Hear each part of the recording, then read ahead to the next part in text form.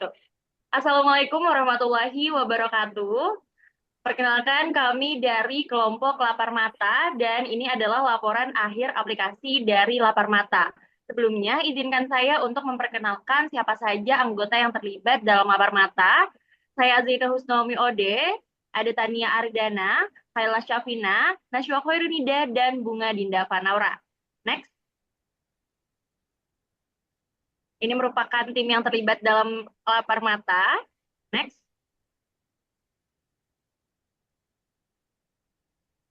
Latar belakang. Bandung adalah destinasi kuliner terkemuka di Indonesia dengan ratusan kafe dan restoran baru setiap tahunnya. Namun, banyak pengunjung dan warga lokal yang bingung memilih tempat yang tepat untuk memenuhi selera mereka.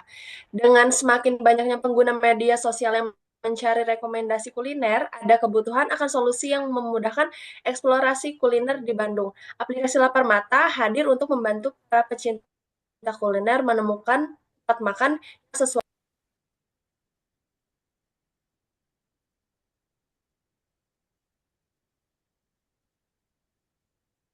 Selanjutnya ada ringkasan eksekutif. Yang pertama ada produk dan servis. Aplikasi berbasis digital yang menyediakan rekomendasi tempat makan dengan fitur seperti peta rute, ulasan pengguna, dan informasi lengkap restoran. Konsep premium, fitur dasar gratis dengan fitur premium berbayar. Selanjutnya ada dampak SDG.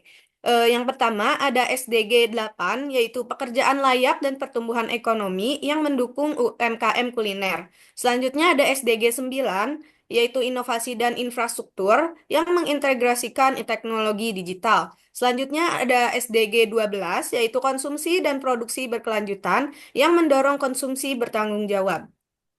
Selanjutnya ada model bisnis. Di sini yang pertama ada value proposition, yaitu platform terpadu untuk eksplorasi kuliner, ulasan terpercaya, dan fitur reservasi. Segmen pelanggannya berusia 18 sampai 45 tahun, termasuk wisatawan, mahasiswa, pekerja kantoran, dan penduduk lokal Bandung. Sumber pendapatannya berasal dari biaya reservasi, kerjasama dengan restoran atau kafe, iklan, dan fitur premium. Selanjutnya ada struktur biaya, yaitu pengembangan aplikasi, pemasaran digital, operasional, dan kemitraan bisnis. Selanjutnya ada pengembangan MVP. Yang pertama adalah identifikasi masalah utama, yaitu kesulitan menemukan makanan sesuai selera dan promosi UMKM yang kurang efektif. Selanjutnya ada fitur utama MVP, yaitu rekomendasi makanan berdasarkan preferensi pengguna, daftar makanan populer di Bandung, sistem pemesanan sederhana, dan yang terakhir adalah platform promosi untuk UMKM iterasi berdasarkan umpan balik pengguna awal.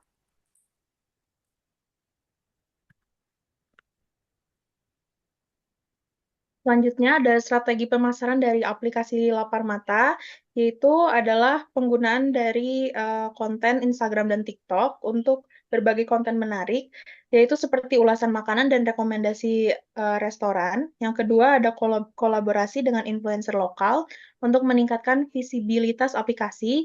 Kemudian ada kampanye promosi seperti diskon pengguna baru dan program loyalitas pada awal launchingnya. Kemudian ada capaian proyek dari aplikasi Lapar Mata. Yang pertama itu MVP berhasil dikembangkan dengan fitur inti yang diuji oleh pengguna awal.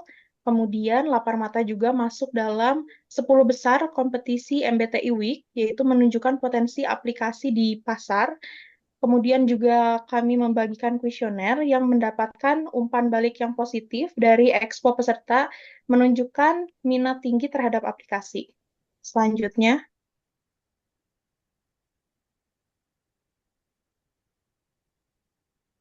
pelajaran dan rekomendasi di masa depan, pelajarannya adalah pentingnya literasi berdasarkan umpan balik pengguna, branding yang kuat, dan kerja tim yang efektif. Rekomendasinya yang pertama perluasan ke kota lain dengan riset pasar regional. Yang kedua pengembangan fitur seperti integrasi pembayaran digital dan algoritma rekomendasi canggih. Dan yang terakhir peningkatan strategi pemasaran melalui kampanye digital dan acara komunitas. Selanjutnya di sini ada akun sosial media, yaitu ada Instagram dan TikTok dari Lapar Mata. Di sini kami menggunakan Instagram dan TikTok sebagai media promosi untuk aplikasi Lapar Mata.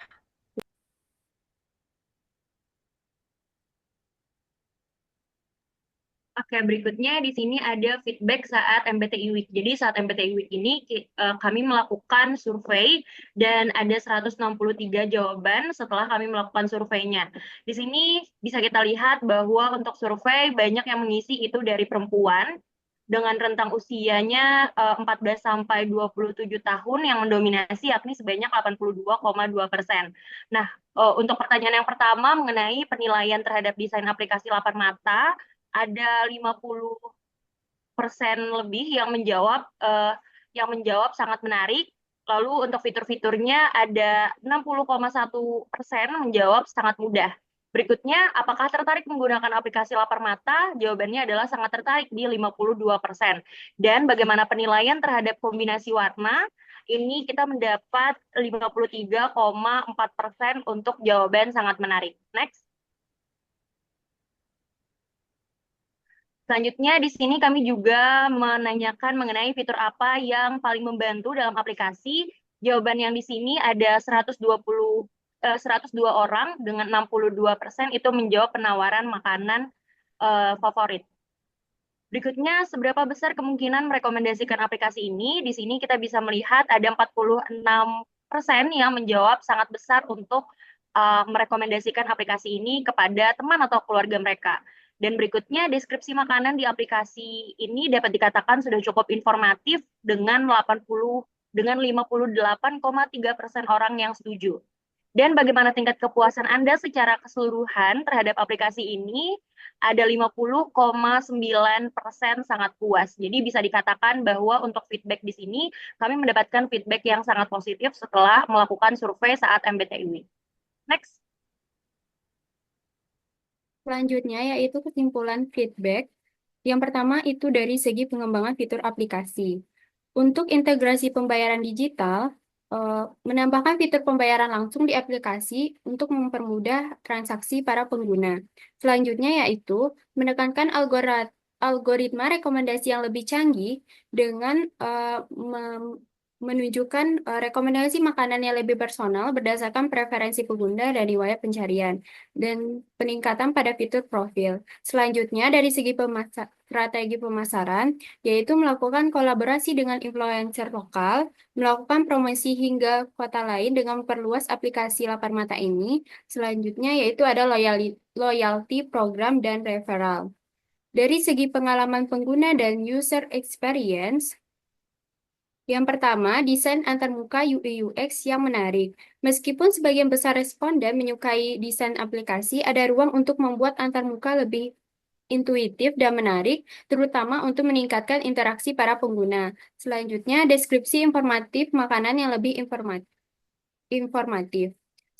Dari segi dukungan untuk UMKM kuliner, yang pertama yaitu data analitik yang lebih mendalam. Menyediakan laporan analitik yang lebih rinci bagi mitra UMKM untuk membantu mereka memahami perilaku pelanggan dan meningkatkan layanan. Yang kedua, pakai promosi lebih fleksibel, yaitu menawarkan paket promosi yang lebih terjangkau bagi UMKM kecil agar dapat memanfaatkan aplikasi sebagai platform pemasaran. Next. Berikut adalah hasil dokumentasi para pengunjung aplikasi Booth Lapar Mata pada MBTI Week hari pertama dan hari kedua.